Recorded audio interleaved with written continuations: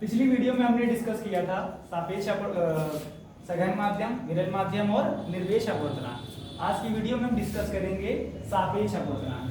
हमारा नई हेडिंग है सापेक्ष अपवर्तनांक। क्या है? सापेक्ष अपवर्तनांक। सापेक्ष अपवर्तनांक क्या होता है? हमारा सापेक्ष अपवर्तनांक, जैसे हमारा निर्देश अपवर्तनांक में क्या था कि जब प्रकाश का अपवर्तन निर्वात से किसी अन्य माध्यम में हो, निर्वात से किसी अन्य माध्यम में हो, तो उसे हम क्या बोलते थे? वहां पर sin A और sin R के अनुपात को हम क्या बोलते थे? निरपेक्ष अपवर्तनांक बोलते थे। अब यहाँ पे क्या होगा, अगर हम वहां से वायु या निर्वात को हटाकर किसी और माध्यम को रख दें, निरपेक्ष अपवर्तनांक में वायु या निर्वात को हटाकर किसी अन्य माध्यम को रख दें, तब पहले माध्यम के सापेक्ष दूसरे माध्यम को हम क्या कहते हैं? सापेक्ष अपवर्तनांक कहते हैं। तो लिख लेंगे सापेक्ष अपवर्तनांक क्या कहते हैं? दूसरे माध्यम के सापेक्ष पहले माध्यम का सापेक्ष अपवर्तनांक कहते हैं। तो लिख लेंगे यदि, इसकी परिभाषा हमारी निरपेक्ष अपवर्तनांक से ही बनेगी, ठीक है। यदि पहले माध्यम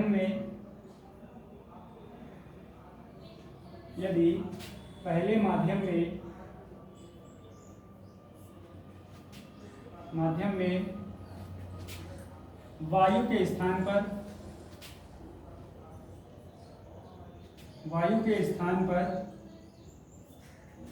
स्थान पर किसी अन्य माध्यम को रख दिया जाए,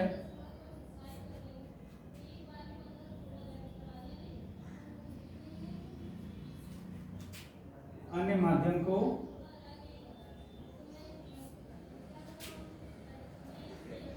रख दें, तो इसे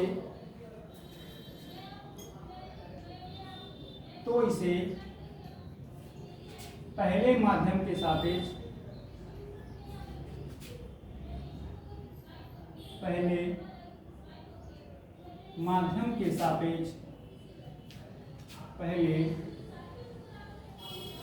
के सापेक्ष दूसरे माध्यम का अपवर्तनांक कहते हैं। पहले माध्यम के सापेक्ष दूसरे माध्यम का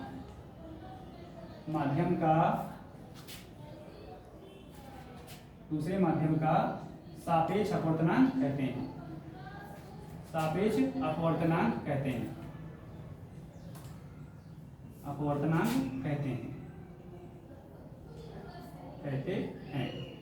जैसे हमने मान लिया कि हमने पहला माध्यम क्या ले लिया? एयर, और दूसरा माध्यम क्या ले लिया? वाटर, ठीक है। तो अगर हम इनके लिए अपवर्तनांक का फॉर्मूला निकालेंगे तो क्या बनेगा हमारा? A and W equal to क्या हो जाएगा हमारा? sin I upon sin R। क्या बन जाएगा हमारा? sin I upon sin R। तो इसे हम बोलेंगे पहले माध्यम के सापेक्ष दूसरे माध्यम का अपवर्तनांक। अगला हमारा टॉपिक है कि प्रकाश की चाल व अपवर्तनांक में संबंध। प्रकाश की चाल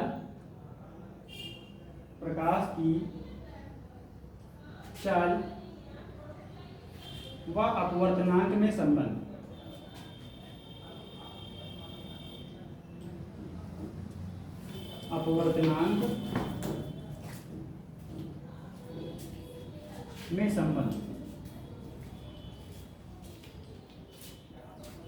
तो इसमें केवल एक फॉर्मूला होता है हमारा, लिख लीजिए। तो क्या होता है हमारा formula? N equal to C upon V।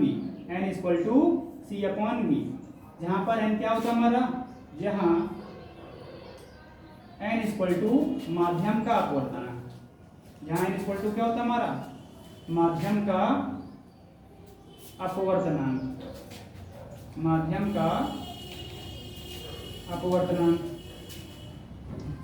C equal to क्या होता है हमारा?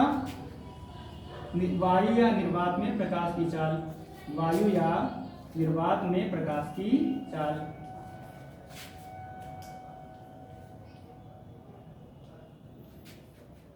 वायु या निर्वात में प्रकाश की चाल जो कि कितनी होती है हमारी? 3 × 10⁸ मीटर पर सेकेंड। और V क्या हमारी? माध्यम में प्रकाश की चाल। V क्या है हमारी? माध्यम में प्रकाश की चाल। वहां पे माध्यम हमारा कुछ भी हो सकता है, कांच हो सकता है, निर्वात और वायु को छोड़कर कांच भी हो सकता है, जल भी हो सकता है, ठीक है, माध्यम में प्रकाश की चाल, माध्यम में प्रकाश की चाल। तो देखिए एक बार और डिस्कस कर लेते हैं। हमने क्या जाना, सापेक्ष अपवर्तनांक। पहला क्या जाना, सापेक्ष अपवर्तनांक। यदि पहले माध्यम में, जैसे हमने निरपेक्ष अपवर्तनांक में पहले हमने क्या रखा था, निर्वात को, तो अगर हम निर्वात और वायु को उसमें रखा था, तो अगर हम वहां से क्या करें, निर्वात को या फिर वायु को हटाकर उसके स्थान पर कोई और माध्यम रख दें, कोई अन्य माध्यम रख दें, तो इसे पहले माध्यम के सापेक्ष दूसरे माध्यम का सापेक्ष अपवर्तनांक कहते हैं। अगर मान लीजिए हम दो माध्यम ले लें, एयर और वाटर, तो इसे हम बोलेंगे वायु के सापेक्ष जल का अपवर्तनांक। क्या बोलेंगे, वायु के सापेक्ष जल का अपवर्तनांक। और फॉर्मूला हमारा वही रहने वाला अपवर्तनांक का, sin a upon sin r। क्या रहेगा, sin a upon sin r। अगला टॉपिक है हमारा प्रकाश की चाल व अपवर्तनांक में संबंध। क्या होता है, एक सिंपल सा फॉर्मूला होता है n = c अपॉन v, जहां पर n क्या होता है हमारा माध्यम का अपवर्तनांक, c क्या होता है हमारा वायु या निर्वात में प्रकाश की चाल, जो कि कितनी होती है 3 × 10⁸ मीटर पर सेकंड, और v क्या होता है हमारा माध्यम में प्रकाश की चाल।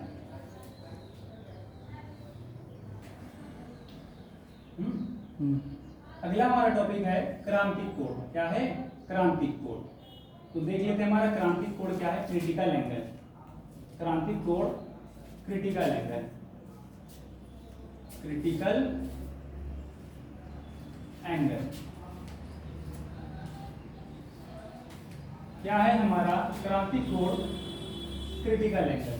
तो देखिए क्रांतिक कोण है क्या, समझ लेंगे। सघन माध्यम में बना वह आपतन कोण, सघन माध्यम में बना वह आपतन कोण जिसके लिए विरल माध्यम में अपवर्तन कोण 90 डिग्री हो। सघन माध्यम में बना वह आपतन कोण जिसके लिए विरल माध्यम में बना कोण कितना हो, 90 डिग्री हो, अर्थात समकोण हो। क्या कहलाता हमारा, क्रांतिक कोण कहलाता। तो लिख लेंगे सघन माध्यम में, सघन माध्यम में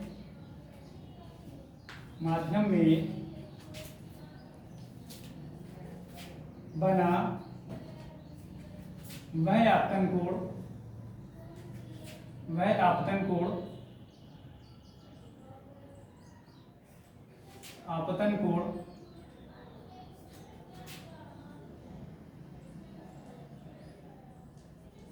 जिसके लिए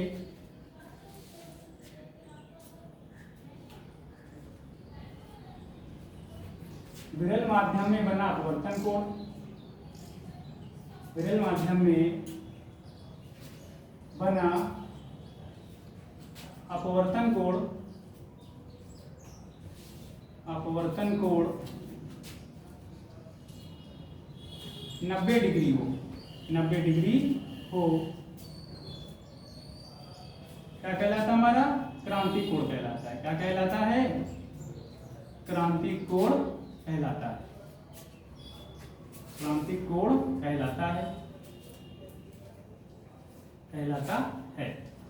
क्या जाना हमने, इस सघन माध्यम में बना वह आपतन कोण जिसके लिए विरल माध्यम में बना अपवर्तन कोण कितना हो हमारा, 90 डिग्री हो, क्रांतिक कोण कहलाता है।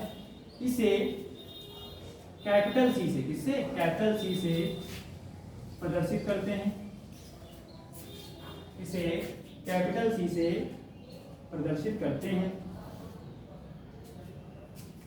प्रदर्शित करते हैं, करते हैं। इसका फॉर्मूला लिख लीजिए, n = 1/sin c, जहां पर ये c क्या है हमारा, क्रांतिक कोण है, जहां पर ये c क्या है हमारा, क्रांतिक कोण है, और इनका है माध्यम का अपवर्तनांक। अब एक नोट पॉइंट डाल लेंगे और लिख लेंगे।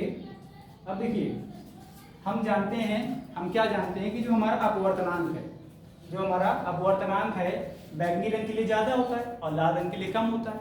तो जिसके लिए अपवर्तनांक ज्यादा होगा क्रांतिक कोण उसके लिए कम होगा, जाहिर सी बात है। जिसके लिए अपवर्तनांक ज्यादा होगा क्रांतिक कोण उसके लिए कम होगा। तो हम लिख लेंगे कि बैंगनी रंग के लिए, बैंगनी रंग के लिए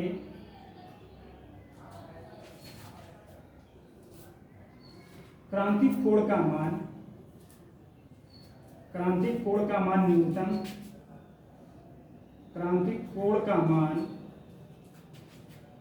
कोण का मान न्यूनतम या कम भी लिख सकते हैं आप, न्यूनतम तथा लाल रंग के लिए अधिक होता है, तथा लाल रंग के लिए अधिक होता है।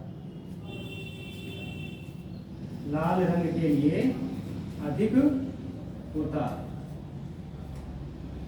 लाल रंग के लिए अधिक होता है। तो क्या देना हमने कि बैंगनी रंग के लिए क्रांतिक कोण का मान न्यूनतम तथा लाल रंग के लिए अधिक होता है। क्यों?